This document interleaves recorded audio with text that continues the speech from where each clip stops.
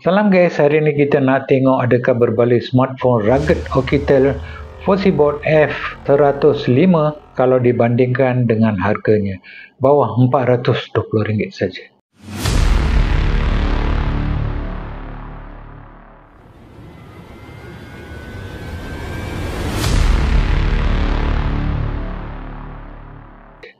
Telefon ni menonjol dalam beberapa aspek utama, mula daripada bateri besar, skrin besar kepada ciri lasak yang jarang ditemui pada kelas smartphone bajet.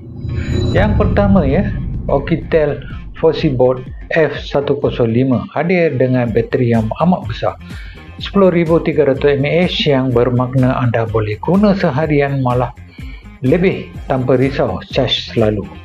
Yang kedua, skrin besar 6.745 inci dengan resolusi HD+, memberikan pengalaman menonton yang lebih selesa. Yang ketiga, ia dilengkapi dengan operating system Android yang 14 yang terbaru, agak jarang untuk telefon bajet, dan storan serta RAM yang cukup iaitu 12GB RAM dan 64GB ROM storan dalam satu versi untuk penggunaan harian. Keempat, ia masuk dalam kategori rugged tahan lasak dengan rating IP68, IP69K serta bahan binaan yang lebih kukuh, sesuai untuk pengguna yang aktif atau kerja dekat luar. Yang kelima, daripada sudut harga, telefon ni memberikan nilai yang sangat baik apabila dibandingkan spesifikasi harga. Pilihan baik untuk bajet.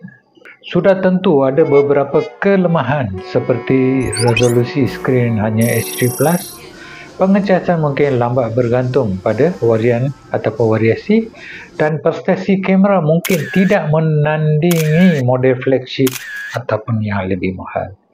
Tetapi jika keutamaan anda adalah bateri besar, tahan lasak, bajet rendah, maka Oukitel F105 FossyBoard memang pun berbalik.